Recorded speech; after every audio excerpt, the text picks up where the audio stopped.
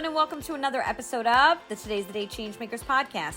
I am Jody Grunwald, your podcast host. I'm also the Chief Executive Officer of the Monmouth Ocean Development Council. And in this episode, I am interviewing an incredible emerging changemaker and a new MODC member, Ryan Charterina. Ryan is an implementer of EOS Worldwide and the owner of Strive for Balance. He grew up in a blue-collar family that thrives on getting results regardless of the how to get there. Combining Ryan's childhood experiences with some strategic planning, Ryan and his team turned around an electrical prefab shop from $2 million to $10 million in just over 2 years. Now he is helping leaders develop their teams through an amazing program called Entrepreneurial Operating System. Ryan and I talk about overcoming fears, going after what calls us, and how at any age, anything is possible. You just have to have passion and determination. If you can, please take a moment to subscribe to our Today's the Day Changemakers YouTube channel.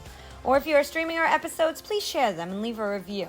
It is because of your ongoing support that my guests have now been heard in over 700 cities and 63 countries. That is truly incredible. Thank you, thank you, thank you. Do you have a story to tell about how your work is truly having a ripple effect in your corner of the world or beyond?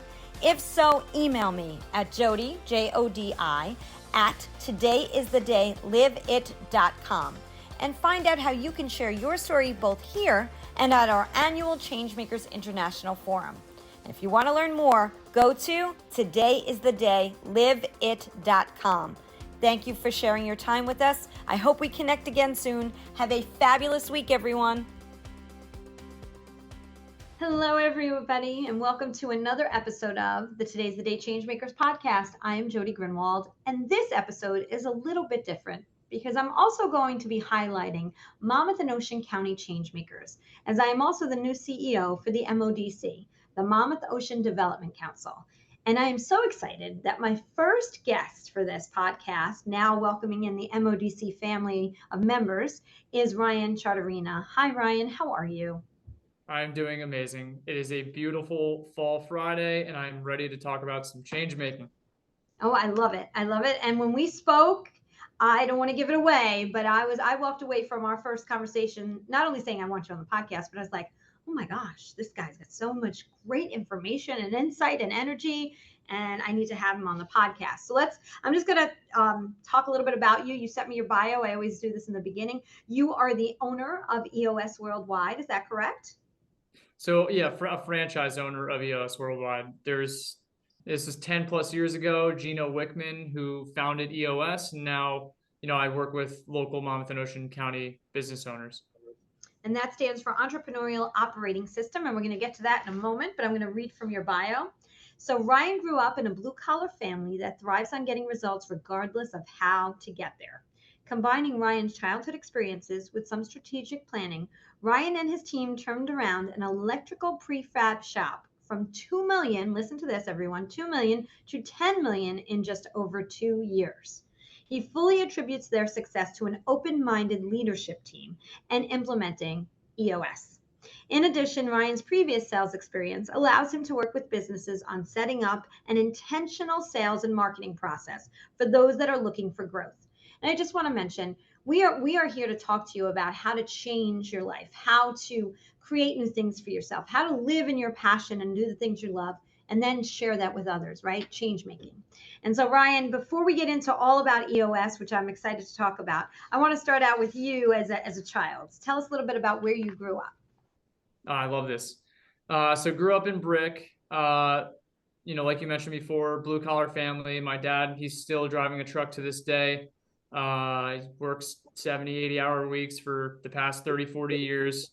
I just see my dad just work himself to the bone. And to really the sacrifice and detriment of, spending time with us. Not that he didn't, but, he always talks about how he wishes things were different and that he could have spent more time with us. And, my mom stayed home and took care of us, but my parents sacrificed, literally their entire lives for, the betterment of mine. And they put me in every possible position to succeed. So, right from, went to private school, we couldn't afford that. Then went to CBA for high school. I was lucky enough to get a full ride to CBA because, we couldn't afford it. And they completely changed my life. Talk about change making. I'm going to Yeah. stop you before you get to the change making. Tell people what CBA is, because I don't know that they'll understand. Yeah. So CBA is Christian Brothers Academy. It's in Lincroft, New Jersey. It's so hard to describe the type of people that surround themselves in that community, but they are the most giving and caring people that I've ever been surrounded by. And what they did for me was completely life changing. And it really set me on the course of, just putting myself around people that constantly want to be better. So I can't thank them enough for what they did. And so, my goal for, a few years in the future is I want to sponsor someone like myself, and provide a full ride to someone who couldn't afford CBA, then that really wants to go. So Oh, that's beautiful, Ryan. That's amazing and incredible. And there is an incredible community here in Monmouth County, Ocean County, and New Jersey. For those who are listening from around the world, and just letting them know where we're sitting right now, even though we're not in the same room. And so, with that being said, what kind of child would you say you were growing up? Were you more on the shyer side, more outgoing? I would say shy. I feel like I started coming out of my shell like once I got to college. Um, but like definitely growing up as a kid, I was definitely the shy, like reserved. Um, didn't really know my who I was yet. I grew up, my mom helped with like everything. I mean, literally everything. Again, she sacrificed her life for me and my sister. And so I didn't really get to figure out what I really enjoyed and what I really liked. And not that I wasn't doing that, but when I got to college, I think I really started, figuring out like, hey, what do I enjoy and what does make me happy? Um, so something, when I have kids with my wife, I really want to focus on creating an environment where my kids can figure out like, hey, this is what I really enjoy at a very early age. Because I think that figuring that out is more important than anything. Um, so yeah, that's really a little bit about my childhood. Well, that's great. And I ask these questions for that reason, right? We start out in one spot, and I was definitely more on the shyer side like you, and then we're both in very forward facing roles in our life now and how things evolve. um, you never wind up where you start, that's for sure. And there's just so much evolution as we get older. So as you moved through and you were heading into college, what did you want to be when you grew up? That's a great topic. I think the difficulty with college is that when you're 17, 18, or 16, 17, 18 years old, and you don't know who you are, like I don't know what I'm gonna end up doing. And I to this point, like I think I found it, like this is my passion. But like things change over time. So what I wanted to be when I grew up, if you asked me when I was 7 years old, I'd want to be a shortstop for the Yankees. uh, if you asked me when I got older, I'd be like, I don't know. But I ended up going to school for mechanical engineering. Realized that wasn't for me, so I graduated and got out of that. But yeah, I don't know what the dream job was. So good question there. Well, let's go back to what you just said a minute ago too. So you graduated mechanical engineering, right? And when you Yep. left school, where did you go after that? Did you have a job in mechanical engineering at all? Yeah. So this is a great topic. So I had a like co-op. So basically, like it was a 5-year program at Stevens. It's a mechanical engineering program, and so basically, what we did is we had like certain semesters where we went and worked, which was huge. If anyone out there has an opportunity to do that in college, I strongly encourage you to do that because work experience it's almost impossible to find, while you're in college. So get the experience, build the relationships.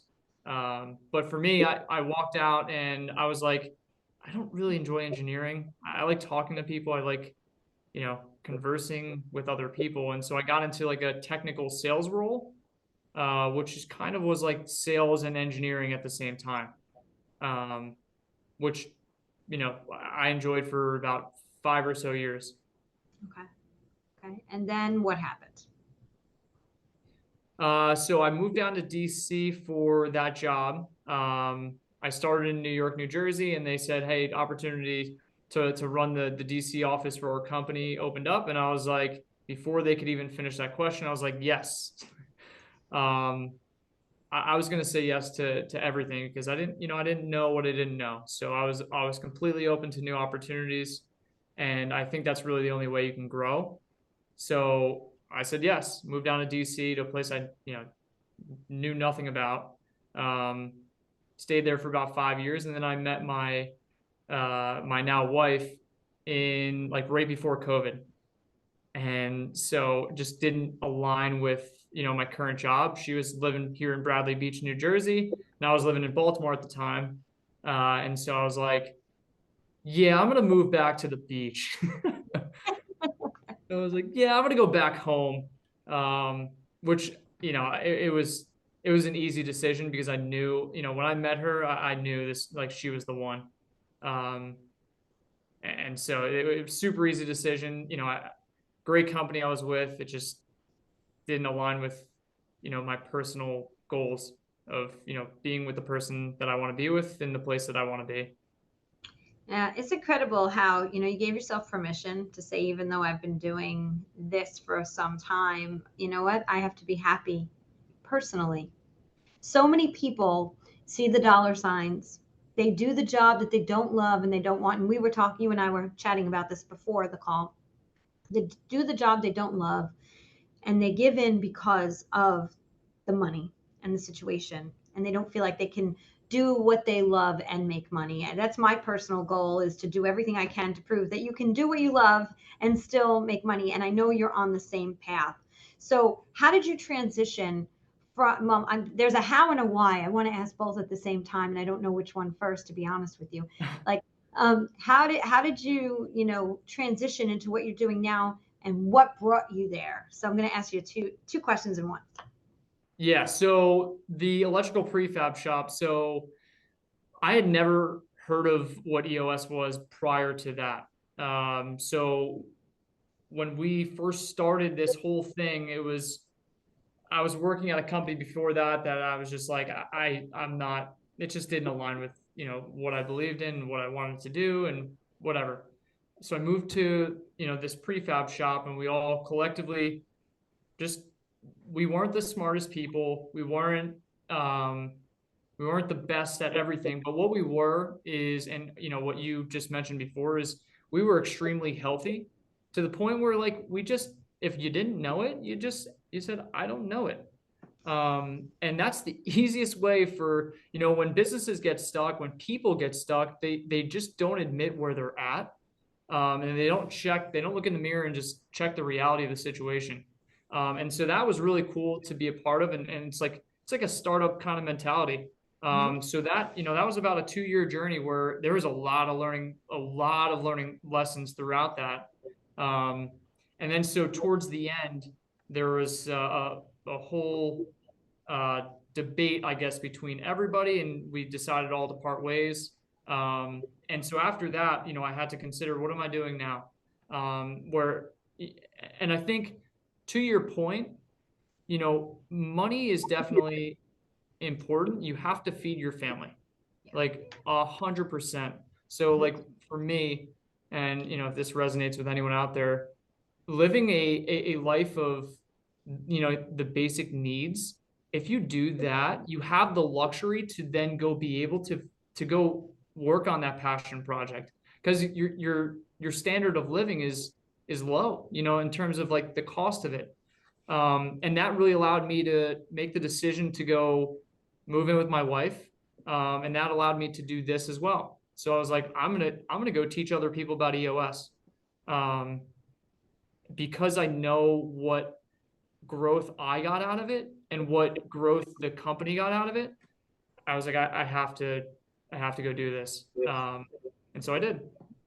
So let's go back for a second because I want to follow this. So EOS, did you use EOS in the prefab shop? Yeah.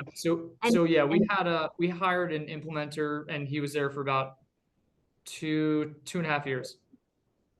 so I just want to just remind everybody, right? You started mechanical, right? Engineering was kind of your thing, right? And then you worked at a prefab shop where they brought in this implementation product, I would say, around EOS, entrepreneurial operating system, and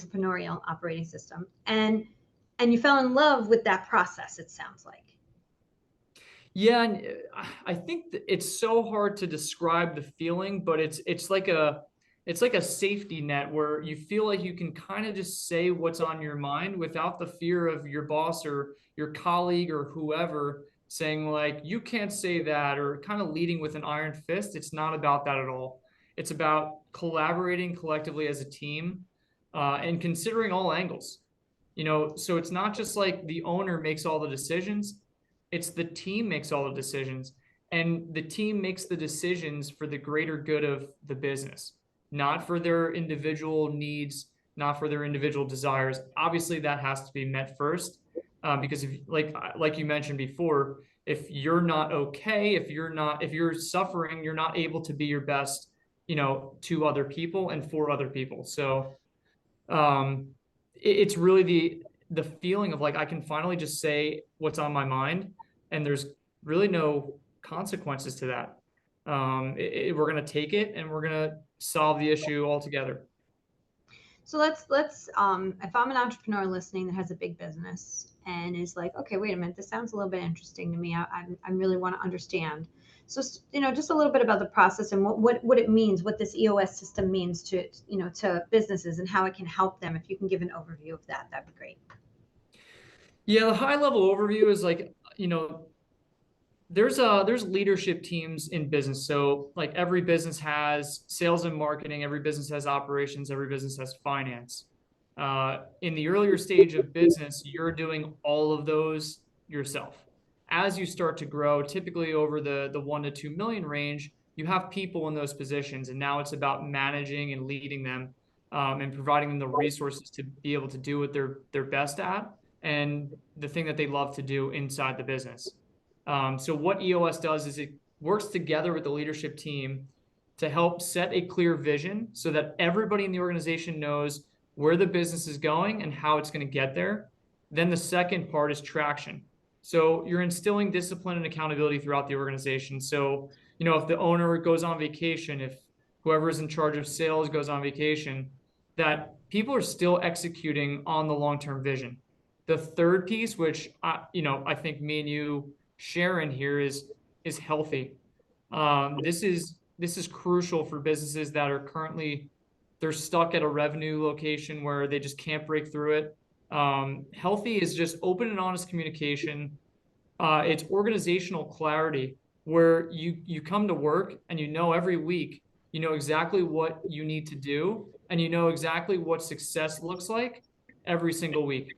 Um, and that's really what we try to focus on throughout the implementation is what are the things that are blocking us from breaking that revenue plateau? We're stuck at a certain spot, but what is it?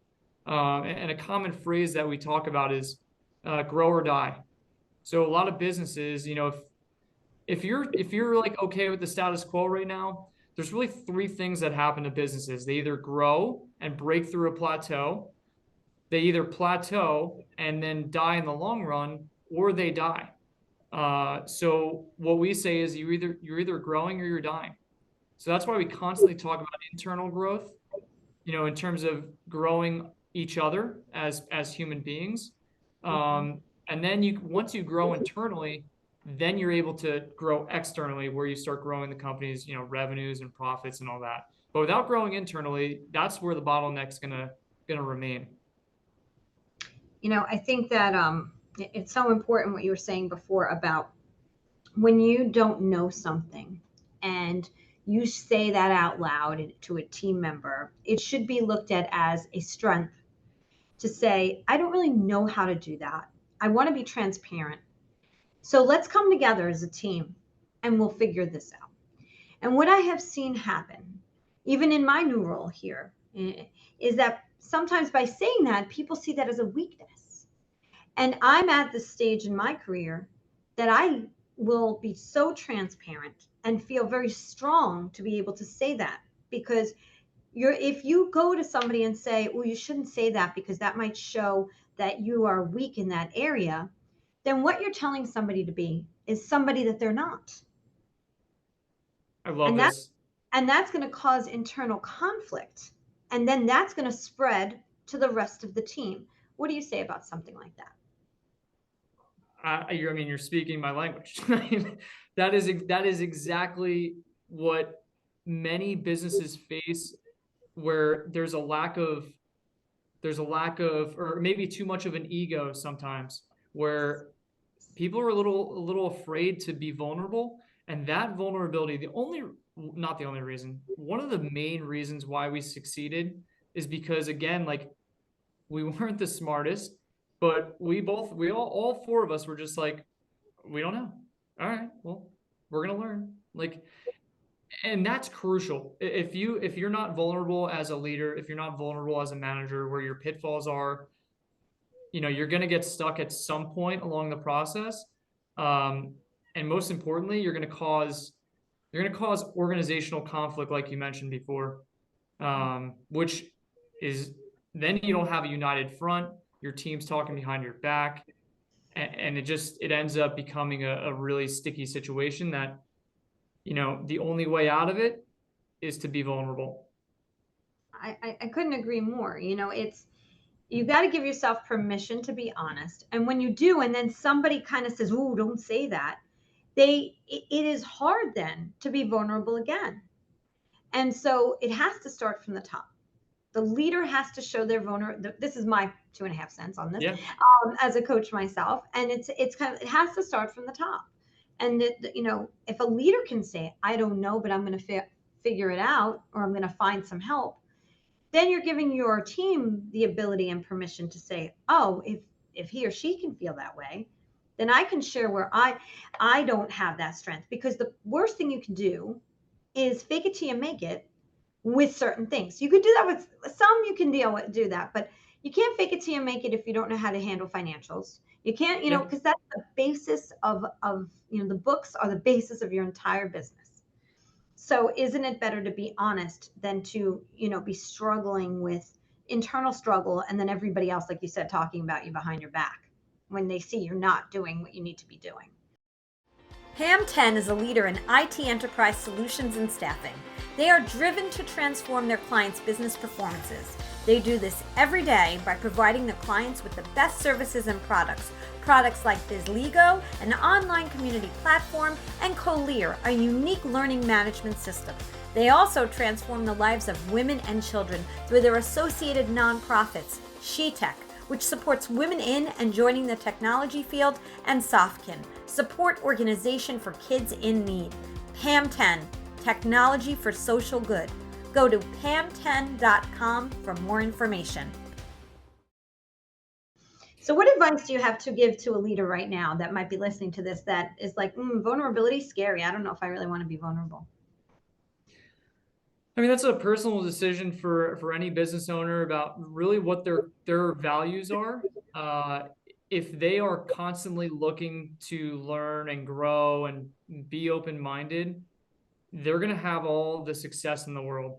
The second that you start hiding things and shelling away and, kind of making your own little cocoon in your business, or even in your person, I mean, this applies to personal lives as well, with, significant others and relationships. If you're not completely 100% open and honest with your partner, it's the same thing as business. You have to be on the same page with whatever it is, anything. Because when that divide happens, and we say this all the time, where, how hard is it if you have a 50-person company to get all 50 people to row in the same direction? It's near impossible. And so what happens is, with organizations that have this lack of vulnerability at the top, you have 25 people rowing that way, you have 25 people rowing that way, and the organization just stays here. So instead, you have all 50 people rowing in the same direction just because you were willing to be vulnerable, and open and honest with your team. And it's a huge relief when you think inside that you're like, what they're going to judge me and all these things that, we all tell ourselves these stories, and then you just say it and they're like, oh, okay, that's great. You're like, oh, I held that in for a whole month. Like, you know, In there. it's a burden. It's a huge burden. You couldn't put it better, burden. It is. It's heavy. It's a heavy Yeah. load to carry.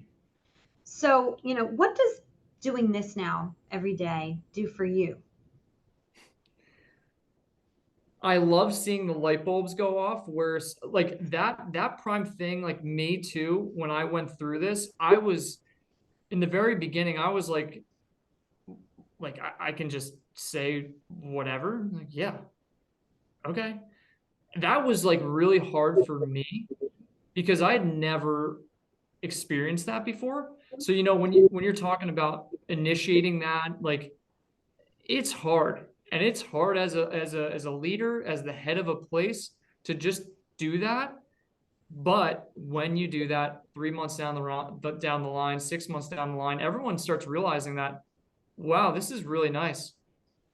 And this is how I can live my life. Um, so it was a really hard thing for me at the very beginning, but you don't need to be calculated. You don't need to be like manipulative. Just be yourself and just talk it out. So, So now you're working with business owners, right? And you're helping them implement EOS into their organizations, correct? And yep. so who is your perfect client? If there is even one. I know that there's so many different types of clients, I'm sure. The number one most important thing that I look for is that they're open-minded and growth-oriented. Um, it doesn't even matter to me, revenue size. Like ideally, it's over the $1 million mark. However, you know, if someone is that serious about making change, like the change maker, if they're that serious about it and they're going to do the work, they're open-minded, they're growth-oriented, it really doesn't matter to me. Because if someone isn't open-minded and growth-oriented or there's egos involved, it'll never work. It will never, ever work. They're going to have to go do some internal work, which, there's people out there that can help with that, for them to then come back and realize, all right, now I'm ready. But that's a really big one. Open-minded and growth-oriented. I'm a certified professional coach myself, and so those aha moments that people have when their eyes light up, it makes you as the person working with them light up. Like it makes me light up when I can connect to, in my MODC position, connect people together that can do business and helps their businesses to thrive. That's what we do here. And so, with that being said, I could see it in your face and from the time we first spoke about how you feel about your work. How is your work-life balance now? So that's the beauty, like we try to spend a lot of time on making sure that we're both, me and my wife. So she's like a full-time teacher, and also she has a wedding photography business, and so she's working a lot right now. So we always constantly spend time with each other every single day, the days that I'm home. And then, I play beach volleyball all the time. So I'll play like 3 times in the morning every single week. So I would say I work a little bit more than ideal right now, but my work is my passion. So like, it's not even like a work-life balance for me. I have a great amount of time to do both the things that I love. So I don't think I would change much. If I had like the ideal life, I don't think I would change that much. What I loved about when we first spoke was that you quickly knew what wasn't your passion, right? What even though you were going to school for it, and so many people, I agree with you 150%. You've got to make your decision. You're going to go to school, and whatever you decide, you've got to do for the rest of your life. and that's where it is. And that isn't true. And so you're already, in a way, on your second career so early in your professional life.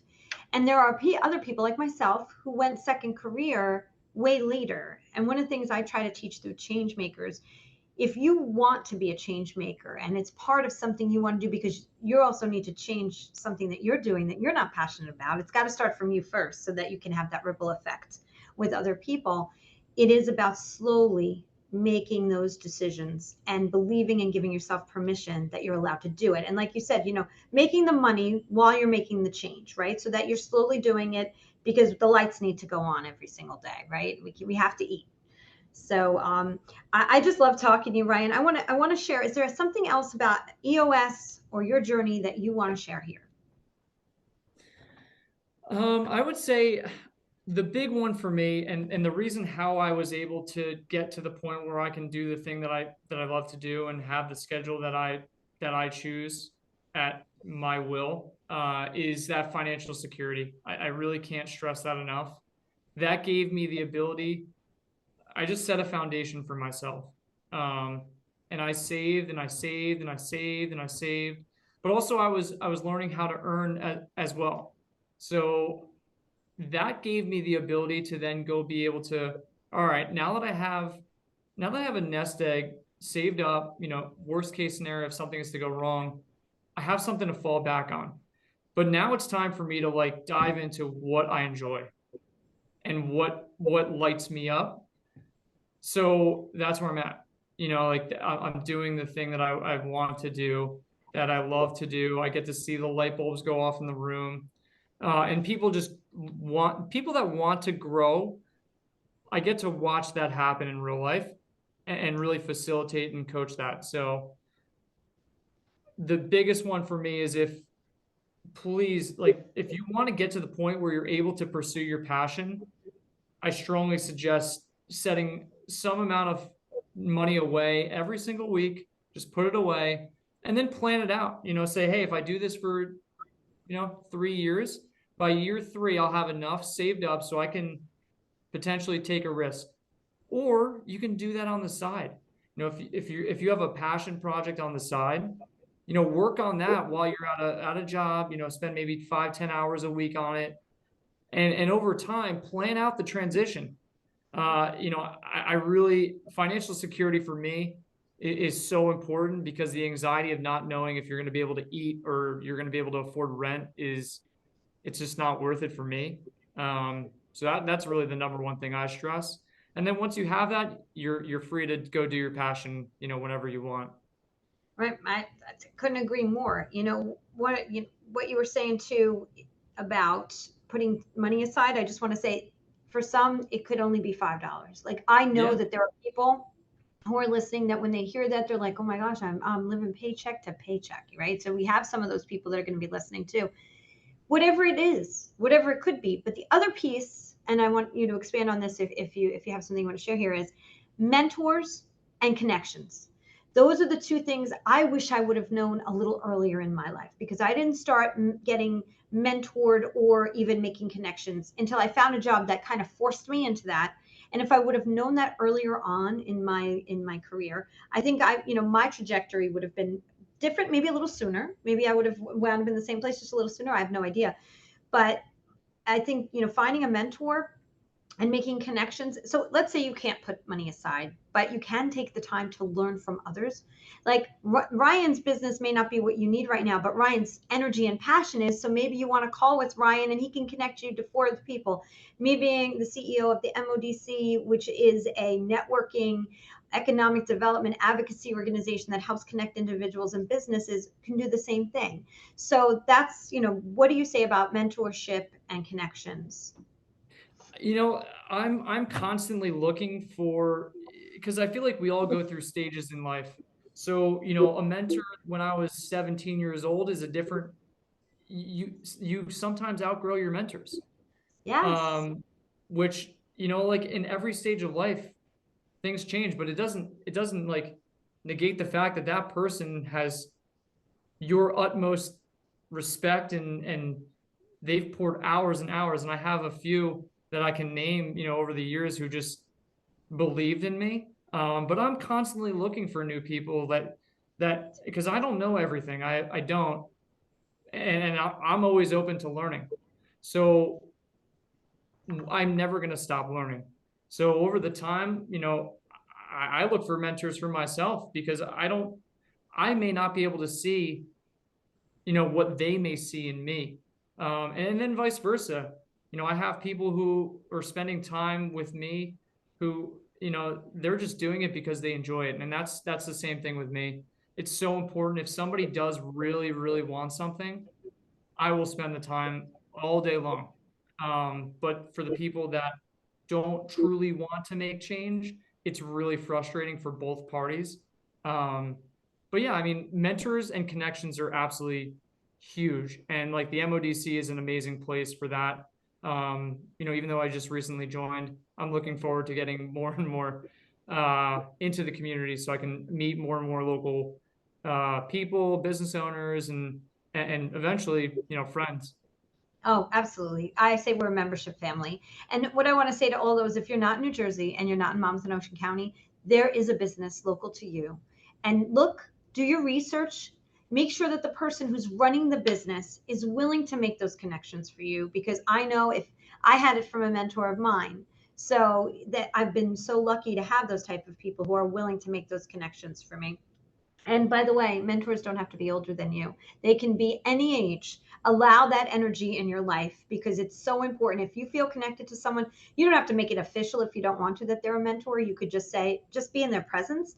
I've done that a couple times where I've made it actually an official type of mentorship, and it's been incredible. But I waited, and I probably was in my early 40s when I did that. So I'm now, a little older than that. And I have other people who I just speak to who just bring out such light. And Ryan, you were one of those people when we had our very first conversation. You brought out such a light, and I left that conversation feeling so energized because you're living in your passion and you're doing what you love. And when you do that, that energy is so contagious. So I appreciate that. I mean, I'm looking more forward to learning how your progression came about and how you got to your passion. Um, so Yeah. I don't know, turn around on the interview here. Oh, it's a longer story, but I will tell you this. I decided I guess, you turn a certain age and you're like, I'm not exactly where I want to be. And you keep thinking. I remember working for the Heart Association, working 60, 80-hour work weeks, driving down Route 1 in Mercer County, listening to coaches, listening to people, trying to listen to these inspirational people because I was feeling so uninspired doing the same thing over and over again. I loved the work, but I was tired and I wanted to help other people. And lo and behold, a coach walked into one of my events because I hired her to speak at one of my Heart Association events. And I had a moment that I will never forget in my life. It was actually felt like an out of body experience when she stood up there. It was snowing. And as she's standing on the stage, can't make this up, Ryan, a ray of sunlight while in the snowstorm came across her face. And as she was speaking, I watched how everybody in the room went on this incredible ride with her of crying and laughing because she was speaking to them. And people were just the energy in the room. She had been on Oprah Winfrey. She had been when Oprah had a show. And she was just a friend of my daughter's mom. That's who this was, who I Wow. needed a speaker for my event. Out of everybody I could have chosen, it was her. We had 100 people in the room, and that changed my life. That moment changed my life, and I became a certified professional coach from that after that. But I didn't for 3 years, and it took my father dying for me to say I'm going to give myself permission to take out a loan while I had kids. And so the story goes on and on, but I appreciate the question because it leads into what you're doing. Your path was a little bit simpler than mine. I didn't give myself permission as early as you did. And so I want people to get the lesson from you. Mine was later. And if you are later in your life, wait for that epiphany. You can do that. Or you can make the choice, as I always say when I do my speeches. It took my father dying for me to give myself permission to do what I wanted to do. And it doesn't have to take a major thing in your life. Take little There's a really good topic there, and I heard this from I can't remember who the speaker was, but they say that when things are just like okay, you're like, oh well, it could be worse. Like, and you don't choose to make change. because things are, they're okay. Then when something, it normally takes something like catastrophic to happen for you to like, for something to just like, I'm going to make a change now. Where like, a girlfriend or boyfriend breaks up with you, or, something like that. It normally takes something like that. And that's kind of what I experienced with our prefab shop, where it was not like an all happy ending. Like it was, everyone just kind of parted ways. But that gave me, like you said, permission. Like, all right, well, what am I doing now? I'm gonna go do what I love to do. I have the means now, and so I went and pursued, what I enjoy. So I think if you're in a situation that is just like you're like, oh, it's okay. Really think twice about that situation that you're in, because if it's not great, it's probably not worth it. Life is too short. That was the lesson for me, right? The lesson Yeah, was my dad was gone very quickly, only in 6 months. So the lesson was, today, that's what the name of today is the day. That's the reason I the love name is there. that. The Wow. podcast is today is the day Changemakers, because today is the day. And there's no promise of tomorrow.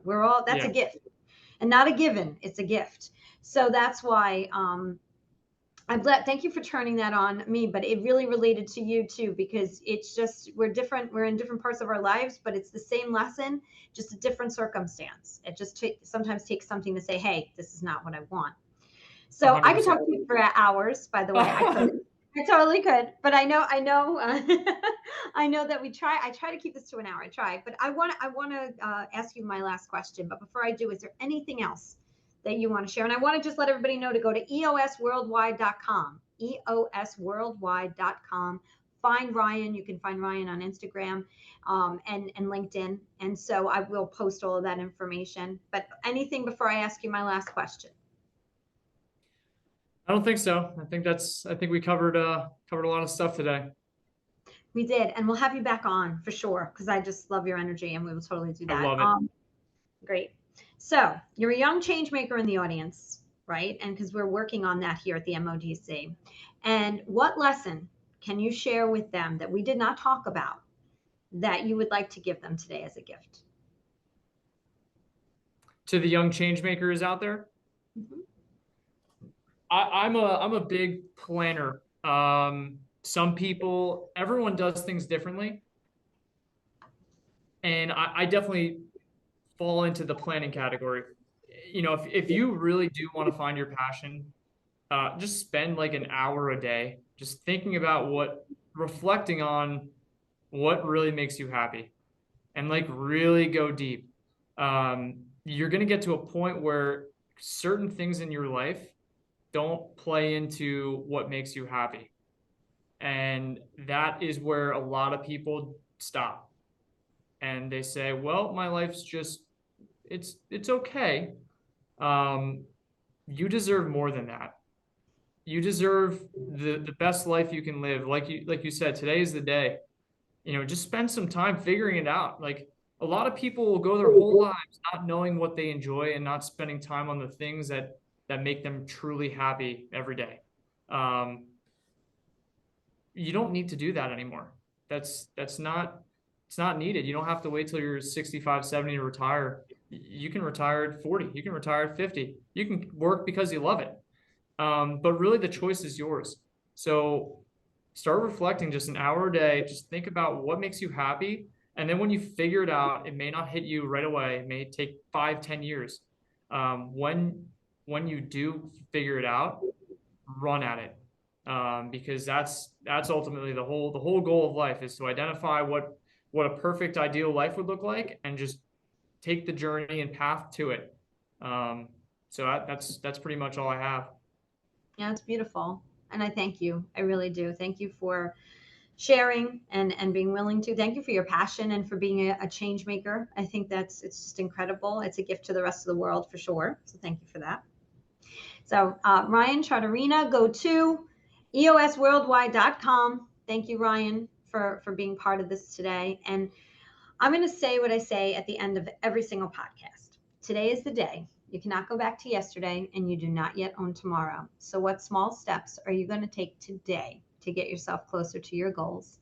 Ryan, again, thank you so much for being part of the Changemakers new community now. Thank you so much for having me. This was a lot of fun, and I look forward to interacting over the next few years because I really enjoy your energy as well. So, and I think we can make a lot of change together. So, oh, absolutely. This is just the beginning.